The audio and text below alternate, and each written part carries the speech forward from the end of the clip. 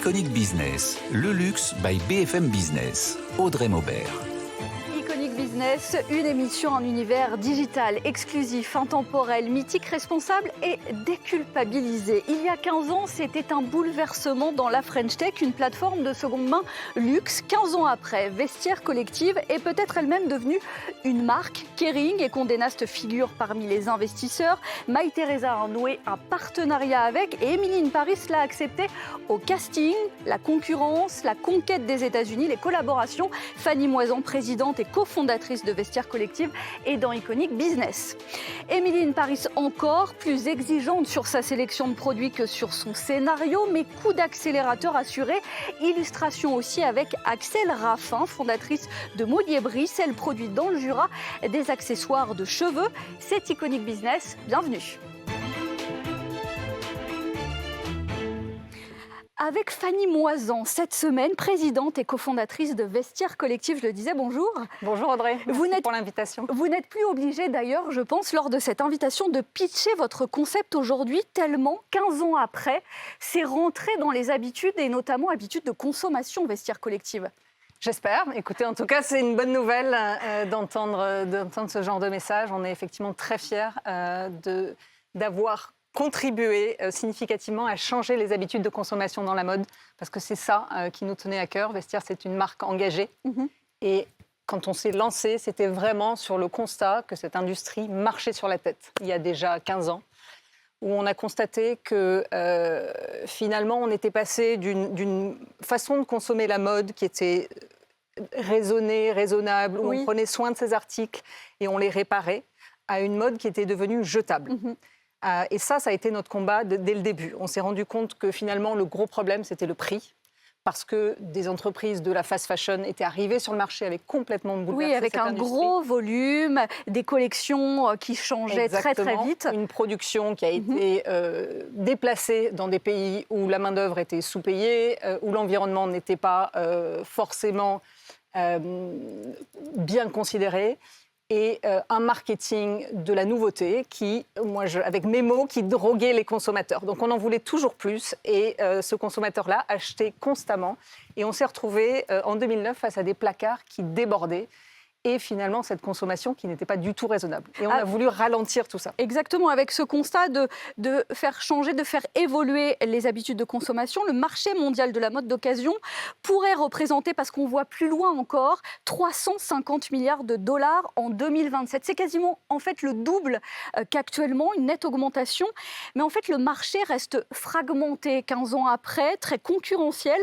Même les enseignes s'y mettent, c'est preuve que ça a beaucoup changé.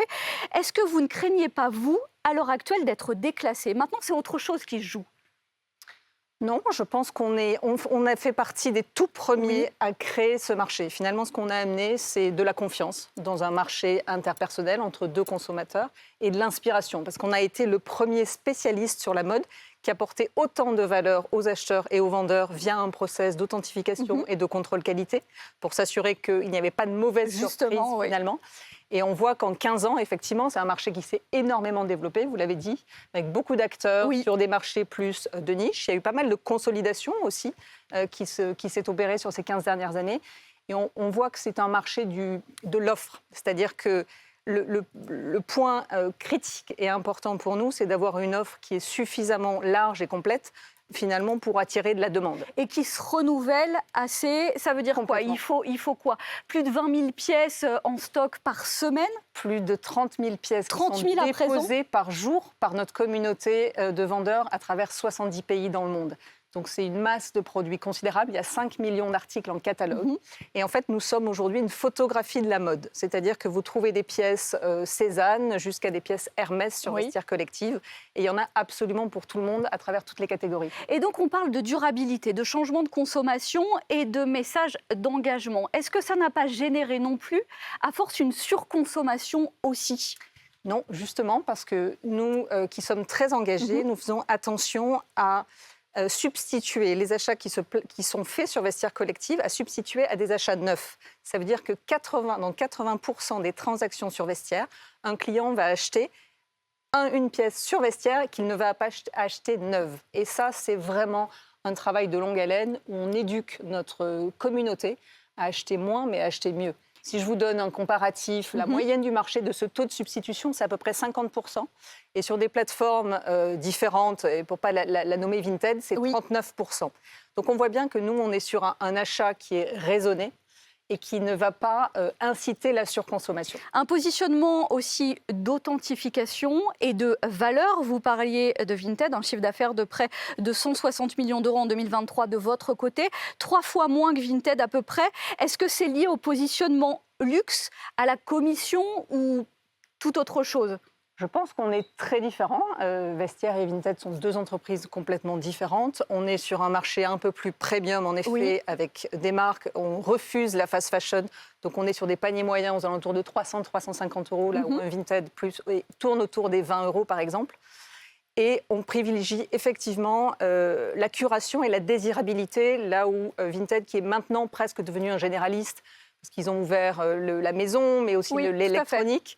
Nous, on reste un spécialiste et on reste sur notre positionnement de désirabilité et de curation. Presque un prescripteur de luxe et de bons achats. Oui, on croit à la qualité, encore une fois, versus la quantité. Et on démontre que via Vestiaire, finalement, les gens préfèrent acheter moins, mais acheter mieux. 85% des gens qui consomment sur Vestiaire nous disent, avec le même budget, je préfère acheter une pièce qui sera plus qualitative, d'une marque dont la valeur de revente, dont déjà la matière, la coupe, tout ça sera beaucoup plus qualitative et dont la valeur de revente se maintiendra dans le temps par rapport à une pièce de fast fashion ou une pièce de... Oui, parce que c'est aussi une communauté qui revendra derrière, ou c'est ça aussi qui a changé. 4 millions de membres à l'heure actuelle ? Oh non, on est sur plusieurs Beaucoup dizaines de millions de n'importe membres. Quoi, des millions de commandes. À travers 70 pays. Et 70 pays. Est-ce que là, sur l'engagement, vous n'êtes pas attaqué aussi, en revanche, sur l'image et sur l'empreinte carbone ? Le fait que ce soit une communauté mondiale, comment on gère ça ? Alors, c'est un très bon point. On a un gros engagement sur le développement durable. Oui. La première chose qu'on ait fait, c'est qu'on est devenu B Corp. En 2021, on a balayé devant notre porte, comme j'aime à le dire, pour s'assurer que tous nos fondamentaux étaient les bons. Et on a été certifié B Corp, première plateforme de seconde main au monde à être devenue B Corp, qui est un gage de qualité. Ça veut dire que déjà, il n'y a pas de greenwashing chez Vestiaire Collective. Et le point de départ est un peu contre-intuitif, donc c'était un vrai changement. Oui, le modèle de Vestiaire, c'est un modèle, encore une fois, engagé, qui prévient de la consommation de première main et qui, quand vous achetez sur Vestiaire, vous économisez 90% de l'impact sur la planète par rapport à un achat neuf. Donc ce qui se passe, c'est qu'on évite des émissions. Tous les achats qui sont faits sur Vestiaire évitent des émissions qui pourraient avoir lieu si vous achetiez de la première main. Et nous, en parallèle, notre impact carbone, on le fait diminuer au fur et à mesure du temps. Donc on arrive finalement avec un impact positif net sur le climat. Vous arrivez à trouver un point d'équilibre et après peut-être aussi pousser à une consommation sur des marchés locaux. Tout à fait. Donc on est, encore une fois, impact positif sur le climat. Et bien évidemment, on va jouer et on va inciter notre communauté à consommer encore mieux en consommant local. Parce qu'on l'a dit, 70 pays. On va favoriser les transactions à l'échelle locale, à savoir Europe, US, Asie, pour éviter trop de cross-border et trop d'impact carbone. Évidemment, un panier moyen, vous en parliez tout à l'heure, un panier moyen qui augmente au fil des années, des pièces de plus en plus onéreuses, de plus en plus exclusives, ou ça reste très constant ? Non, ça reste très stable. Les pièces sur Vestiaire, le prix des pièces suit le cours de la première main. Mais globalement, on est sur des paniers qui sont relativement stables dans le temps.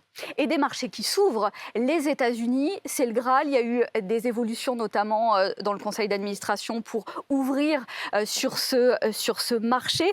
Est-ce que cette expansion, ça correspond à terme à un marché principal ou c'est déjà le cas même ? C'est déjà le cas. Les États-Unis pèsent pour 20% du business de Vestiaire Collective. On a ouvert en 2015. Et on a mis un coup d'accélérateur ces dernières années parce qu'on a vraiment compris que la clé du succès, c'était l'inventaire local, encore une fois.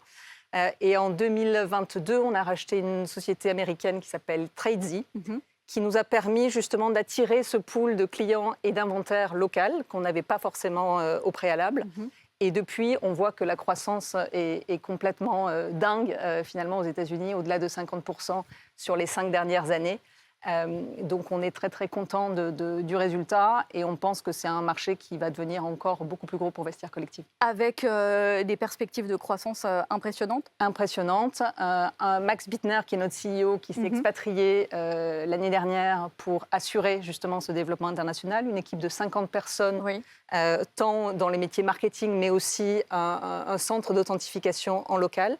Donc vraiment, et on voit que la mayonnaise prend bien, que le trafic est là, que les clients sont ravis, enchantés d'acheter et de vendre sur Vestiaire aux États-Unis. Mais il y a eu aussi un changement d'habitude et de consommation aux États-Unis sur ces dernières années, un peu en décalé et en décalage par rapport à l'Europe. Avec un effet Emily in Paris, on en parle largement, il y a toujours un phénomène autour d'une nouvelle saison où, je le disais, on est plus à cheval sur la sélection que sur le scénario vraisemblablement. Il y a un vrai effet. Vous êtes devenu une marque au point d'être dans la série placement de produits. Parce que c'est ça aussi le changement. C'est effectivement pour nous une façon magnifique de faire rayonner notre marque auprès d'un public de 60 millions de téléspectateurs sur Netflix et de faire rentrer finalement l'occasion dans l'air du temps encore plus que ça ne l'est aujourd'hui. Comme si on allait dans un magasin auprès d'une maison quelconque. Exactement. Et les résultats sont absolument dingues puisqu'on a vu dès la sortie du show un pic de trafic pouvant aller de 30 à 50% selon les pays et forcément très haut aux États-Unis. Mais surtout, comme on le voit dans la série avec Mindy qui vend sa robe. Tout à fait. La démarche. On a un pic de nouveaux vendeurs qui est absolument incroyable partout dans le monde et encore une fois plus important aux États-Unis avec plus de 40% d'année en année de nouveaux vendeurs qui finalement suivent l'exemple de Mindy dans la série. Et puis c'est la clé pour renouveler l'offre. Je le disais, devenue une marque à tel point aussi que vous avez des collaborations avec des maisons, avec des personnalités comme Isabelle Marant. Là aussi, c'est un marqueur de faire quelque chose de différent des autres. Quelque chose de différent, mais qui est surtout très aligné avec notre mission. Donc notre mission, je vous le disais tout à l'heure, c'est de transformer l'industrie en changeant les façons de consommer. Et on a bien conscience qu'à nous tout seuls, Vestiaire Collective, on n'arrivera pas à transformer complètement cette industrie. Donc il nous faut embarquer si d'autres, bien sûr, les acteurs principaux de cette industrie. Donc ce qu'on a conçu, c'est une offre de services qui s'adresse aux maisons. Et on l'a ouverte il y a quelques années avec des marques comme Gucci, comme Burberry, comme Chloé, Isabelle Marant, vous l'avez cité. Et en fait, on les fait rentrer dans la circularité. Eux, leur métier, c'est la première main. Ils ne sont pas toujours capables, parce que encore une fois, ce n'est pas leur focus premier de faire de la deuxième main. Oui, puis il y a des changements d'ADN aussi. Complètement. Et du coup, on les aide finalement à rentrer dans ce nouveau métier en leur proposant un service de revente pour leurs acheteurs qui vont ensuite retrouver leurs pièces sur Vestiaire Collective. Et puis ça vous met en première ligne aussi de cette capacité de sélection et de désirabilité. Toujours. Vestiaire, c'est ça. C'est d'abord, encore une fois, ce vertical sur la mode et cette volonté de proposer à notre communauté un inventaire qui est très inspirant parce que vous n'allez pas devoir passer des milliers et des milliers de pages avant de trouver une pièce qui finalement va vous correspondre. Donc toute l'offre est personnalisée et très sélectionnée pour que la désirabilité soit au rendez-vous et que vous ayez envie de revenir finalement et de vous inspirer sur Vestiaire. Des chiffres impressionnants. 15 ans après, une valorisation à 1 milliard. Est-ce que la rentabilité est atteinte ? Elle est au bout du Elle est là. Elle est là, elle se rapproche. Elle se rapproche considérablement. En fait, avec finalement l'effet de masse et le volume aujourd'hui qu'on génère, on a des économies d'échelle sur les paiements, les transports, le marketing. Donc aujourd'hui, on opère une plateforme qui est beaucoup plus efficace qu'avant. Beaucoup plus agile. Effectivement. Et chaque transaction aujourd'hui génère des profits. Sauf qu'il nous reste encore quelques trimestres pour couvrir nos coûts fixes, mais c'est demain. C'est demain, avec au bout aussi, allez, si on rajoute quelques trimestres, une entrée en bourse en tête ? Ça, c'est, je dirais, un objectif moyen terme qui n'est pas à l'ordre du jour aujourd'hui. Donc, on a beaucoup de choses à faire. On a des parts de marché à les gagner. On a une offre à toujours améliorer pour satisfaire nos acheteurs et nos vendeurs. On a une conquête internationale. Donc, je dirais, ce n'est pas le sujet du moment. Après les États-Unis, l'objectif ? États-Unis.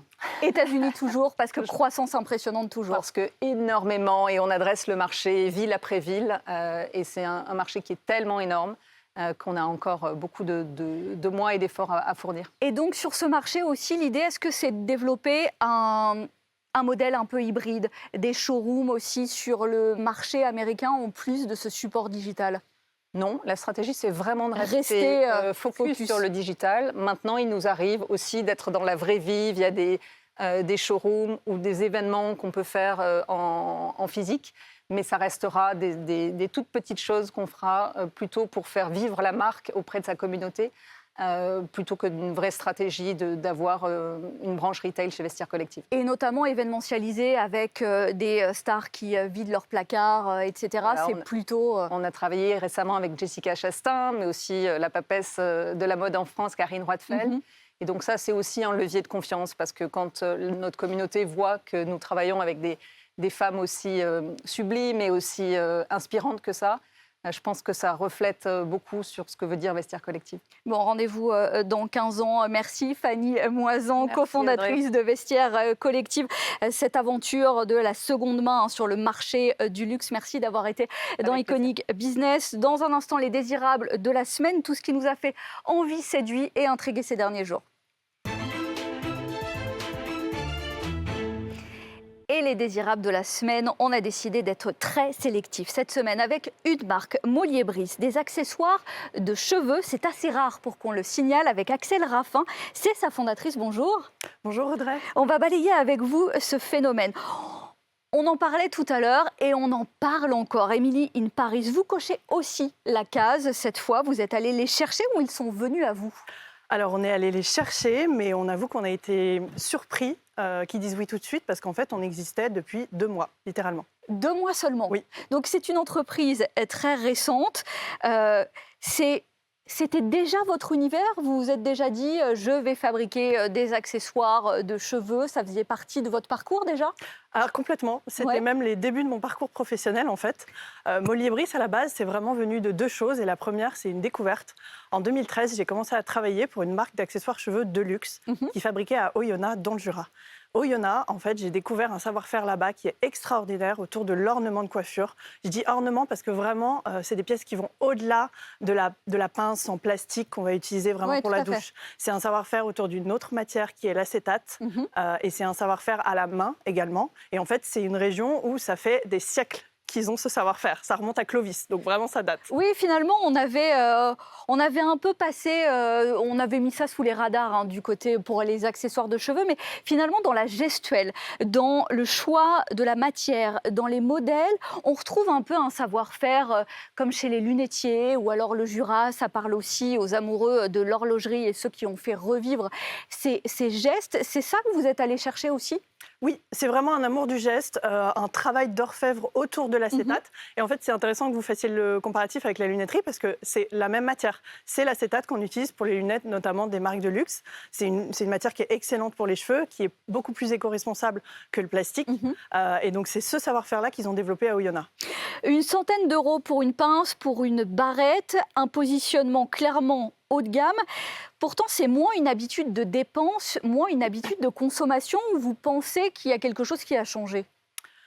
Alors, il y a toujours eu un marché, clairement. Mais c'est vrai que ce marché, il est principalement à l'export. On a vraiment des gros marchés où on a cette culture de l'ornement de cheveux. Typiquement l'Asie, notamment les pays comme le Japon ou la Chine, où vraiment là-bas, les femmes vont utiliser les ornements de coiffure comme nous, on utilise nos bijoux et nos sacs. Ça fait vraiment partie intégrante de leur style. C'est l'accessoire qui donne le style final. Disons que leur style va jusqu'au bout des cheveux. Voilà. En France, on a notamment un petit peu moins ça. On a ce mythe de la parisienne, les cheveux un petit peu tout à fait foufou, négligemment coiffés. Mais il y a quand même aussi des femmes qui ont vraiment envie d'avoir un bel accessoire, qui ont envie de venir sublimer leur coiffure.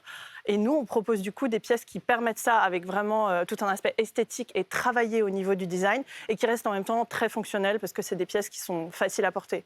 C'est des pinces, des barrettes, voilà. Donc vous êtes lancé en pensant d'abord export? Oui. Alors, en sachant que les gros marchés étaient à l'export. En revanche, le lancement s'est fait en France. Parce qu'en fait, on se définit vraiment comme une marque française. On est made in France. Notre design, il est fait sur Paris. Notre production, elle est à la fois à Paris et dans le Jura. Donc, on est une marque française. On a voulu insulfer ce style français aussi, un petit peu effortless, très sophistiqué. Et puis, on a évidemment voulu garder une fabrication made in France parce que c'est gage de qualité. Et c'est aussi quelque chose qui est vraiment reconnu à la fois en France, de plus en plus, et à l'étranger depuis assez longtemps. Ce qui fait que vous vous êtes lancé finalement dans une collection un peu plus réduite, un peu plus exclusive. Oui, on a pour l'instant une gamme qui est assez restreinte. On a travaillé un peu comme dans la mode, c'est-à-dire avec différents thèmes de collection. Nous, on s'inspire beaucoup de tendances de la joaillerie, de tendances de la mode. On s'inspire aussi des éléments de la nature. Et à chaque fois, en fait, on va décliner un thème sous plusieurs tailles de pinces, plusieurs formes de barrettes. Une saisonnalité. Voilà, exactement. La prochaine étape pour vous développer, c'est quoi? C'est la quête d'investisseurs? Oui, exactement. Alors, c'est la quête d'investisseurs parce qu'en fait, aujourd'hui, on a un petit peu moins d'1 an d'existence. Nos tests dans les différents points de vente, ils ont été concluants. On a notre marché, notre différenciation, elle est reconnue par les clientes, par la presse, par les professionnels. Et d'ailleurs, vous vendez où? Parce que ça passe aussi par la sélection des adresses. Oui, exactement. Comme on a vraiment ce positionnement premium, il faut aussi des adresses qui correspondent à ça. Donc, on a lancé sur le site web et ensuite, on a commencé à se développer en offline. C'est une typologie de points de vente qui est hyper complémentaire du online. Aujourd'hui, on est dans 3 types de points de vente. Les grands magasins, par exemple le Bon Marché. Le Bon Marché, tout à fait. Le Printemps Haussmann. On a commencé aussi à l'export. On a été à Matsuya. On a fait un premier test au Japon, à Tokyo. Ensuite, le deuxième type de point de vente, c'est les coiffeurs haut de gamme. Par exemple, les coiffeurs qui ont des salons de coiffure dans les hôtels de luxe. On est aux Zérel à Courchevel. Et les troisième typologie de points de vente, c'est les concept stores premium, mode, luxe, beauté. Donc ça, c'est aussi des points de vente qu'on va targeter parce que la clientèle derrière, elle va être intéressée par ce type de produit. Donc maintenant, pour la prochaine étape, il faut une levée de fonds. Exactement. Voilà, pour financer le développement commercial. Et de quel ordre, vous savez déjà? On est encore en train de discuter de ça en interne. On parlait de l'effet Emily in Paris. Est-ce que justement, vous avez vu cet effet, une demande qui a explosé, et est-ce que vous arrivez à suivre derrière? Alors, Emily in Paris, on a vu clairement une demande exploser. On a vu aussi le trafic qui a beaucoup explosé. Nous, on l'avait assez anticipé parce qu'on avait une idée de quel type de produit allait être placé, en fait. Donc là-dessus, on n'a pas eu de rupture de stock, on a eu de la chance. Vous aviez anticipé. Voilà. Et puis, on a quand même une gamme qui est suffisamment large pour que les clientèles attirées par un produit puissent finalement craquer pour une autre pièce. Mais le vrai effet Emily de Paris pour nous, c'est que ça nous a donné vraiment une énorme crédibilité auprès de différents types d'interlocuteurs, que ce soit les professionnels, la clientèle finale évidemment, mais ça nous a vraiment donné une clientèle et c'est peut-être qu'une impression, mais on a l'impression que toutes nos pistes commerciales se sont un petit peu ravivées après ça et je pense que c'est l'effet Emily in Paris aussi. Et outre ça, est-ce que vous avez déjà une photographie de votre rythme de commande? Vous êtes sur quel rythme à l'heure actuelle? Alors on est vraiment une jeune entreprise, on a moins d'1 an d'existence. On n'a pas encore un rythme que je pourrais anticiper. Typiquement, on est arrivé au Japon beaucoup plus tôt que ce qu'on pensait, parce qu'on a eu une opportunité, une mise en relation, voilà. Sur d'autres sujets, on va un peu plus lentement que ce qu'on aimerait. On a un rythme de commande sur le site web qui est en croissance régulière. Après, voilà, tout ce qui est B2B, c'est un petit peu plus irrégulier. Ça dépend vraiment des opportunités avec les centres, avec les grands magasins. Typiquement, il y a beaucoup de grands magasins qui nous font fonctionner sur un rythme d'abord de pop-up. Ils attendent voilà, avant de s'engager. Donc, c'est des choses qui sont un peu plus irrégulières et un peu moins prévisibles. Et vous imaginez ouvrir vos magasins retail? Oui. Nous, on voudrait avoir à terme, on a vraiment une vision de marque de luxe. On veut être l'Hermès de la barrette. C'est un beau pitch. Voilà.